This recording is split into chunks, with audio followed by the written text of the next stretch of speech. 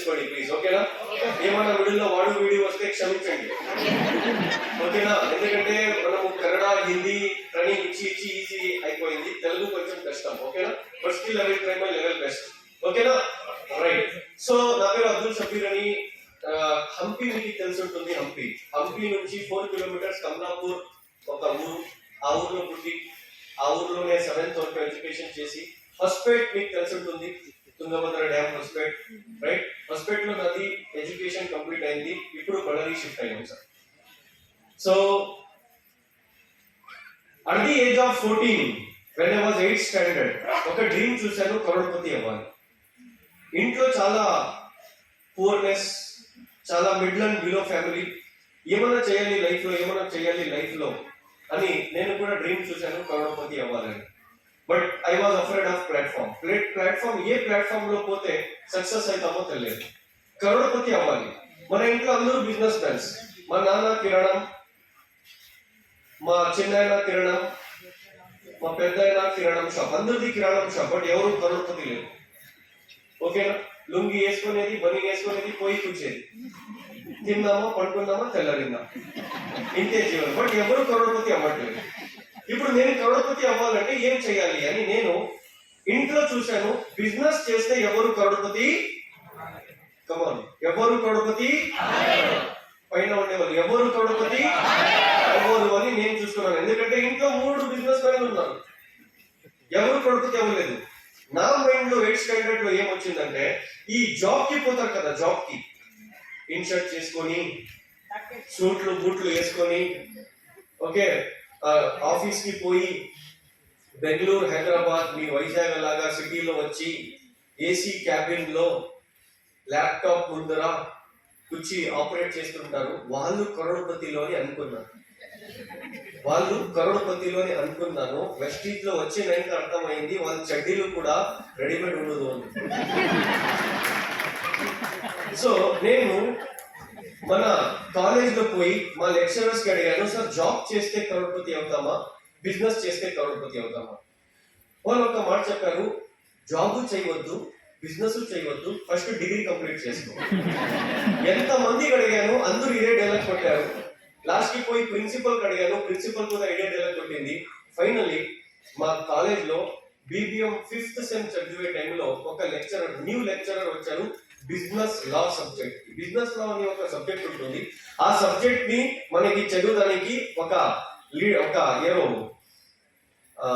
Lecturer వచ్చారు. ఆ lecturer కి నేనేం అడిగానంటే, డైరెక్ట్ అడిగితే ఆన్సర్ రాదు, ఇండైరెక్ట్ గా అడుగుతామని నేను ఆ ప్రొఫెసర్ కి, ఆ లెక్చరర్ కి ఒక క్వశ్చన్ అడిగాను. ఏమంటే, sir before coming to our college, మన కాలేజ్ కి వచ్చే కింద ముందు మీరు ఏం చేస్తుంటే సార్?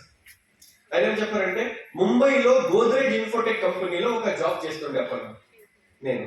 సార్ ఏమి శాలరీ ఉంది సార్ అప్పుడు మీకు అంటే, 67,000 రూపీస్ టు 70,000 రూపీస్ నాకు మంత్లీ శాలరీ ఉండొచ్చు సార్ మేబీ అని చెప్పారు. ఆయన చెప్పారు నాకు ఉండొచ్చు షబీర్ అని. సార్ అంత పెద్ద శాలరీ వదిలేసి మన కాలేజ్ కి 15,000 కోసం ఎందుకు వచ్చారు సార్ అని అడిగితే ఆయన ఒకటే మాట చెప్పారు, ఆ శాలరీ వద్దు, ఆ జాబ్ వద్దు, ఆ టార్చర్ వద్దు.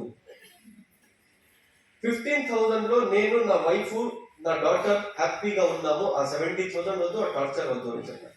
అప్పుడు నేను అడిగాను, సార్ నా ఫ్యూచర్ గురించి చెప్పండి, జాబ్ చేస్తే మంచిదా, బిజినెస్ చేస్తే మంచిదా? అప్పుడు నాకు ఆన్సర్ వచ్చింది, షబీర్ లైఫ్ లో ఏదైనా చెయ్యి, జాబ్ చేయవద్దు. ఎందుకు చేయకూడదు సార్ అని అడిగాను. I'm not against job holders, నేను ఏ జాబ్ హోల్డర్ కి కూడా అగేన్స్ట్ లేదు. బట్ నా గురువు నాకేం నేర్పించారో అది మీ దగ్గర పెట్టుకుంటున్నాను, ఓకేనా? మీ దగ్గర చెప్తున్నాను అంతే.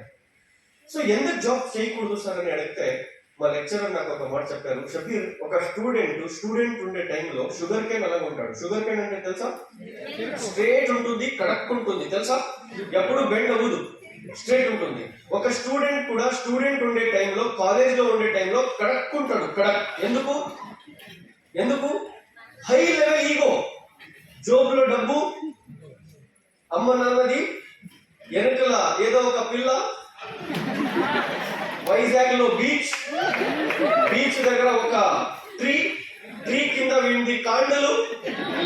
ఆయన ఎవరి దగ్గర బెండర్, ఫుల్ కడక్ ఉంటాడు. స్టూడెంట్ ఉండే టైంలో షుగర్ కేన్ అలాగా కడక్ ఉంటాడు. ఎప్పుడు ఆ స్టూడెంట్ ది డిగ్రీ కంప్లీట్ అవుతుందో, అప్పుడు ఆ స్టూడెంట్ తన రెజ్యూమ్ తీసుకొని ఏదైనా ఒక కంపెనీ గేట్ దగ్గర పోయి క్యూలో నిలబడి ఇంటర్వ్యూ ఇచ్చేపోతాడో అప్పుడు ఆ షుగర్ కేన్ జ్యూస్ తీసే మిషన్ లో పెట్టినట్టు అవుతుంది. ఫస్ట్ ఏం చేస్తారు, సీదా పెట్టి తీస్తారు జ్యూస్. అదేనా ఏం చేస్తారు, ఫోల్డ్ చేసి పెడతారు. కస్టమర్ ఏమైనా టేస్ట్ అడిగితే నింబు లెమన్ కూడా పెట్టి జ్యూస్ చేస్తారు. మళ్ళీ థర్డ్ టైం ఫోల్డ్ చేసి తీస్తారు, ఫోర్త్ టైం ఫోల్డ్ చేస్తారు. కస్టమర్ ఇంకా టేస్ట్ అడిగితే అల్లం కూడా పెట్టి జ్యూస్ తీస్తారు. ఫోల్డ్ చేసి మళ్ళీ ఫోల్డ్ చేస్తారు. అన్ని జ్యూస్ తీసుకొని వేరే కంపెనీ చూసుకొని వదిలేస్తారు. ఇదే ఒక జాబ్ హోల్డర్ది ఒక స్టూడెంట్ ది పరిస్థితి అని మా లెక్చరర్ నాకు చెప్పారు. అప్పుడు నేను చెప్పాను, సార్ ఏమన్నా చేస్తాను, షుగర్ కేన్ అవ్వదు సార్. రైట్, ఇప్పుడు జాబ్ చేయాలా అంటే మీరు వద్దంటారు సార్. బిజినెస్ చేయాలంటే ఏం చేయాలి సార్? బిజినెస్ చేయాలంటే డబ్బు కావాలి కదా సార్. డబ్బు ఎవరు ఇస్తారు సార్ నాకు అంటే అది నాకు తెలియదప్ప పో అని చెప్పారు.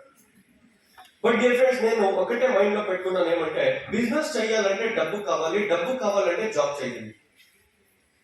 డిగ్రీ సెకండ్ ఇయర్ కంప్లీట్ అయింది. థర్డ్ ఇయర్ లో 5th సెమ్ లో మన లెక్చరర్ ఈ క్లారిఫికేషన్ ఇచ్చిన అయినాక నేను పోయి సీదా ఎగ్జామ్ రాశాను. 5th సెమ్ ఎగ్జామ్స్ అయినాక హాలిడేస్ లో క్రికెట్ ఆడే టైంలో ఆడియన్స్ లో వచ్చి మన ఒక రిలేటివ్ వచ్చి కూర్చోమని. ఒక రిలేటివ్ కి పోయి నేను అడిగాను, సార్ మీరు ఏం చెప్తున్నారు, మన చిన్న కావాలి, దూరం నుంచి చిన్న ఆయన, ఓకేనా, చాలా డిస్టెన్స్ రిలేషన్షిప్ వాళ్ళది మనది కొంచెం, ఓకేనా. సో వాళ్ళకి పోయి అడిగాను, మీరు ఏం చేస్తున్నారు సార్ ఇప్పుడు అని. వాళ్ళు చెప్పారు, నేను ఇప్పుడు మెడికల్ రెప్ చేస్తున్నాను. మెడికల్ రెప్ తెలుసా? Medical representative, MR. డాక్టర్ దగ్గర పోయి సూట్లు బూట్లు వేసుకొని ఈ టాబ్లెట్ రాయండి తీసుకోండి, పెట్టుకోండి, శాంపుల్ టానిక్లు అని చెప్తారు. Yes or no? ఆ పని చేసే వాళ్ళు మా రిలేటివ్, మా చిన్న ఆయన, దూరం నుంచి, ఓకేనా. సో ఆయనకి నేను చెప్పాను, మీరు మెడికల్ రెప్ జాబ్ చేస్తున్నారు కదా సార్, రికమెండేషన్ లో నాకు కూడా ఇప్పియండి సార్ ఒక జాబ్. 10,000 రూపీస్ వస్తే చాలు సార్, నా లైఫ్ సెటిల్ అయిపోతుంది. 10,000 లో ఎలా సెటిల్ చేసుకుంటావు అని చెప్పారు. 10,000 రూపీస్ తీసుకొని సేవ్ చేసుకొని ఎంబీఏ చేసుకుంటాను. ఎంబీఏ చేసుకొని హైదరాబాద్ బెంగళూరు షిఫ్ట్ అయిపోతాను సార్. 25,000 రూపీస్ వచ్చేస్తే చాలు సార్, తిన్నామా పడుకున్నామా తెల్లరిందా, లైఫ్ సూపర్ ఉంటుంది. ఒక మంచి అమ్మాయి దొరికితే పెళ్లి తీసుకుంటాను. ఆ అమ్మాయి ఒక 25,000, నేను ఒక 25,000, 50,000 అవుతుంది sir, life settle in Bengaluru అని అనుకున్నాను. అప్పుడు 2010-11 లో అనుకున్నాను. అప్పుడు మన రిలేటివ్ ఒక మాట చెప్పారు, ఫస్ట్ డిగ్రీ కంప్లీట్ చేసుకో, టీసీ మార్క్స్ కార్డ్ సర్టిఫికేట్ తీసుకొని నా దగ్గర రా, అప్పుడు జాబ్ ఇప్పిస్తానని చెప్పారు. నేను మైండ్లో అనుకున్నాను, నాది డిగ్రీ కంప్లీట్ అయినాక టీసీ మార్క్స్ కార్డ్ సర్టిఫికేట్ తీసుకొని నీ దగ్గర ఎందుకు వస్తాను, రతన్ టాటా దగ్గర వెళ్తాను, అంబానీ దగ్గర వెళ్తాను. ఎందుకంటే మా లెక్చరర్ చెప్పారు నాకు, ఏం తెలుసా, ఎవరు 78, 80, 85, 90% తీసుకుంటారో వాళ్ళకి డిగ్రీ కంప్లీట్ అయినాక కాలేజ్ దగ్గర రతన్ టాటా వచ్చి ఆఫర్ లెటర్ ఇస్తాడంట. డిగ్రీ కంప్లీట్ అయింది, సర్టిఫికేట్ తీసుకొని 80% తీసుకొని బయట వచ్చి చూస్తాను, దూరం వరకు టాటా కూడా చేయట్లేదు. లెక్చరర్ దగ్గర పోయి ఏం మేడమంటే, అది నువ్వు బాగా చదువుని అని చెప్పామరా, డైరెక్ట్ టాటా వచ్చేస్తాడా నీకోసం అంటాం. ఇంత పెద్ద ధోకా ఇచ్చారు లెక్చరర్స్. అర్థమైందా? ఎవరైనా ఇక్కడ స్టూడెంట్స్ ఉంటే యు ఆర్ ఇన్ బిగ్ ధోకా. అర్థమైందా? మీరు ఏమన్నా జాబ్ కి పోతున్నారు, 25,000 జాబ్ చేసేకి అంటే మీరు 3 years డిగ్రీ చేసేకి నా ముందు 2 పనులు చేయండి. ఒకటి, ఆధార్ కార్డ్ ఇచ్చి వెస్టీజ్ లో జాయిన్ అయ్యండి. 2, నేను 5Gలో ఉన్నాను, మీరు 7Gలో ఉన్నారు. 2 పనులు చేయండి. ఒకటి, ఆధార్ కార్డ్ ఇచ్చి వెస్టీజ్ లో జాయిన్ అవ్వండి, ఎలా కాలేజ్ కి మీరు జాయిన్ అవుతారో అలాగా. సెకండ్ ఒక పాస్పోర్ట్ చేసుకోండి. పాస్పోర్ట్ ఎందుకు తెలుసా? 3 years డిగ్రీ అవుతుంది, పార్ట్ టైం గా వెస్టీజ్ చేయండి. 3 years అయినాక సర్టిఫికేట్ తీసుకునే అవసరం లేదు, స్విట్జర్లాండ్ టికెట్ తీసుకునే అవసరం పడుతుంది.